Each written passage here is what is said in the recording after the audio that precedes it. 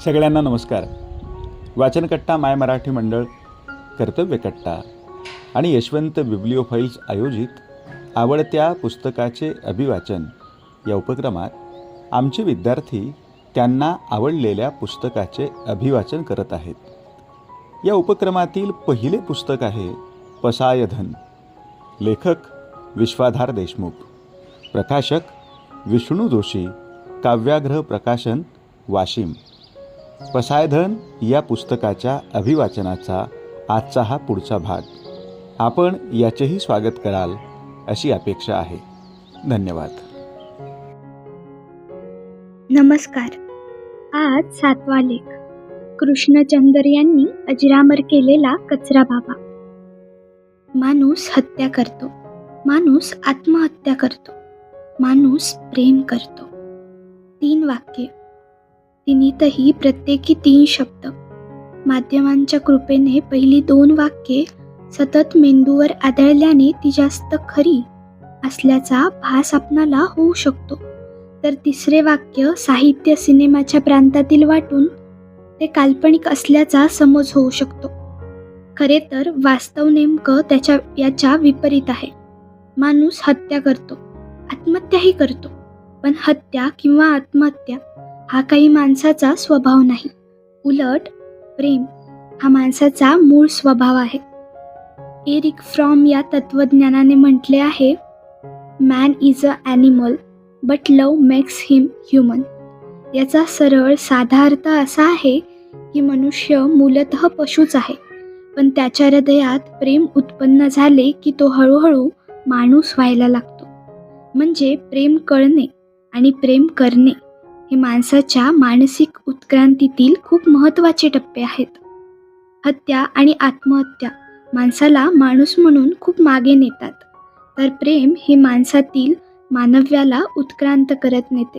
म्हणून तर 2 हात आणि 2 पाय असूनही क्रूरकर्मा झालेली चंगेज खान, हिटलर, लादेनसारखी मंडळी आपणाला अगदी माणसेही वाटत नाहीत, तर आजन्म अखंड प्रेममय असणारी बुद्ध, गांधी आणि साने गुरुजींसारखी सरळ साधी माणसे 2 हात आणि 2 पाय असूनही नुसती माणसे भासत नाहीत.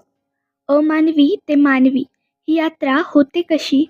पशुचा वारसा घेऊन जन्माला आलेल्या जीवात प्रेम नेमके काय परिवर्तन घडवून आणते याचे मर्म उलगडून दाखवणारी एक कथा आहे कचरा बाबा या शीर्षकाची. हिंदी आणि उर्दू भाषेतील श्रेष्ठ लेखक कृष्णचंदर यांची ही कथा. तशी ही काही फार गाजलेली कथा नाही. कृष्णचंदर म्हटले की गधे की आत्मकथा, जामुन का पेड़, 3 गुंडे, किताब का कफन या साहित्यकृती जशा आठवतात तसे कचरा बाबा या कथेबाबत घडत नाही. तरीही ही दुर्लक्षित कथा आणि या कथेचा कचरा बाबा हा नायक आपण उत्क्रांतीच्या कोणत्या टप्प्यावर आहोत याची प्रचिती पाहण्यासाठी पुरेसा आहे. अवघ्या 5 पृष्ठांची ही कथा सुरू होते तेव्हा नायक सरकारी रुग्णालयातून नुकताच बाहेर पडला आहे. त्याचे एक मूत्रपिंड निकामी झाल्याने ते काढून टाकण्यात आले आहे. जशी कथा पुढे सरकते तसे आपणाला हेही लक्षात येते की तो आज जरी आजारी, जीर्ण, जर्जर असला तरी काही महिन्यांपूर्वी अगदी ठणठणीत आणि सुस्थितीत होता. चांगली नोकरी, तरुण पत्नी आणि तिच्या पोटात वाढणारे आपले मूल असा आनंद क्षणांचा त्रिवेणी संगम त्याच्या आयुष्यात सुरू होता. पण एके दिवशी अचानक त्याला मूत्रपिंडाच्या दुर्धर व्याधीने ग्रासले. त्याला खाजगी आणि खर्चिक रुग्णालयात दाखल करण्यात आले. मात्र आजार बळावत गेला. जमापुंजी संपली, नोकरी गेली, बायकोने दागिने मोडले, तरी त्याच्या तब्येतीत काहीच सुधार होईना. पाहता पाहता परिस्थिती इतकी हाताबाहेर गेली की ती निस्तरता बायकोचा ताण असह्य झाला. तिच्या पोटातील मूल दगावले. त्याला सरकारी दवाखान्यात हलवावे लागले. इतके होऊनही त्याचा आजार तसाच. अखेर बायकोने एका खाजगी फर्ममध्ये नोकरी पकडली. आपले मूल दगावल्याचे दुःख बाजूला सारून ती कष्ट करू लागली. पण याच्या तब्येतीत तसूभरही फरक पडेना.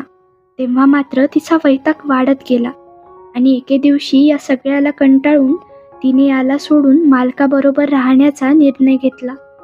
हा शरीराने जर्जर झालेला होताच, बायकोच्या निर्णयानंतर मनानेही मोडून पडला.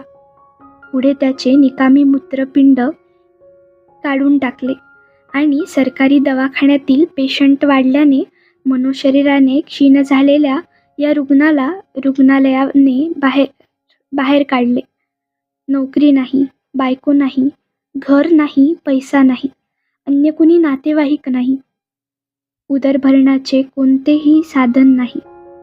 अशा निराश, हताश अवस्थेत तो रुग्णालयाबाहेर पडला आणि काही पावले चालून जाताच तिथल्या फुटपाथवर बेशुद्ध होऊन कोसळला. खूप वेळ उलटून गेला तरी कुणीही त्याला उठवायला येत नाही. शुद्धीवर येतो तेव्हा रात्र झालेली असते. आजूबाजूला मिट्ट काळोख असतो. त्याला प्रचंड भूक लागलेली असते, पण अंधारामुळे काहीच दिसत नसते आणि उजेडाकडे उठून जायची त्राण त्याच्या अंगात नसते. अशा गलितगात्र अवस्थेत त्याला पुरी भाजीचा वास येतो. तो खरडत त्या वासाच्या दिशेने जात राहतो. जवळ गेल्यावर त्याच्या लक्षात येते की बाजूला एक कचरा कुंडी आहे.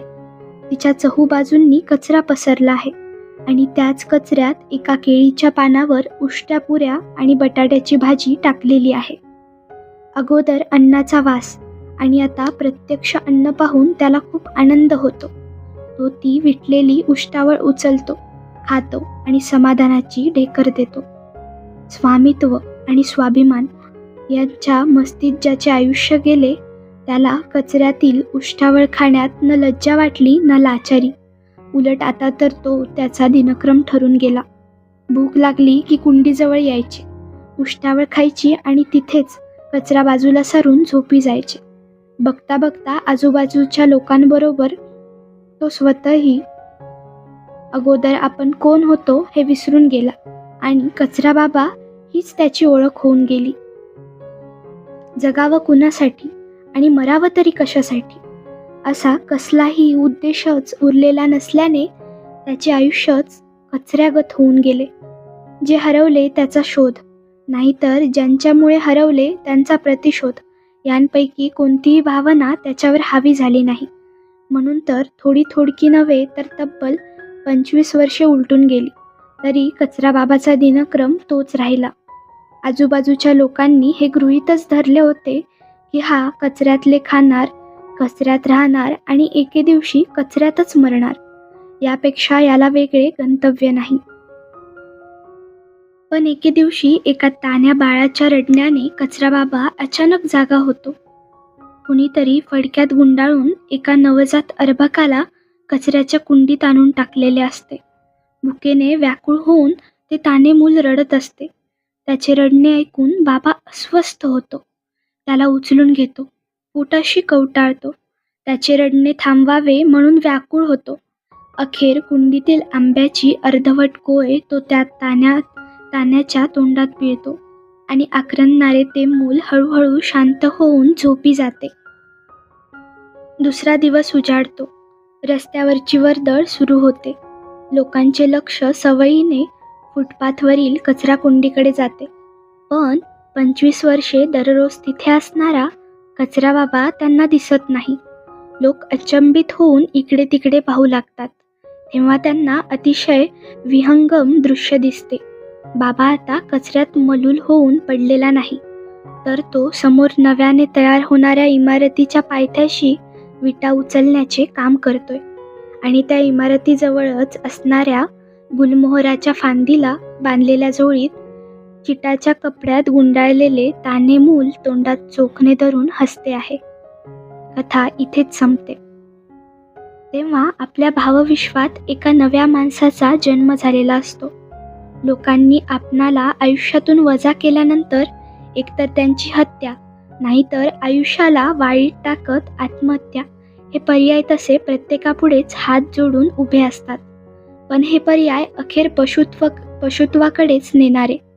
वजाबाकीचे उत्तर वजाबाकी नाहीतर ते बेरीज असते आणि भागाकाराचे उत्तरही भागाकारात नाही तर ते गुणाकारात असते. प्रतिकार, प्रतिशोध, प्रतिघात या पशुत्वाच्या खुणा, तर प्रेममयी प्रतिसाद हे मानव्याचे लक्षण. एरिक फ्रॉम यांनी अन्य एका ठिकाणी म्हटले आहे, व्यक्तीचे जीवन म्हणजे दुसरे तिसरे काही नसून स्वतःला माणूस म्हणून जन्म देण्याची अखंड प्रक्रिया आहे. ज्यावेळी आपण मृत्यू पावत असतो त्याचवेळी आपण खऱ्या अर्थाने पूर्णपणे जन्मत असतो. परंतु तरीही बहुसंख्य माणसे जन्मण्याआधीच मृत्यू पावत असतात. हा त्यांच्या वाट्याला आलेला दुःखद दैवदुर्विलास आहे. 25 वर्षानंतर कचरा बाबाला हे कळाले. म्हणून तर कचरा गळून पडला आणि त्याच्यातील मानव्य उजळून निघाले. उशीर झाला तसा, पण अतिउशीर झाला नाही. धन्यवाद.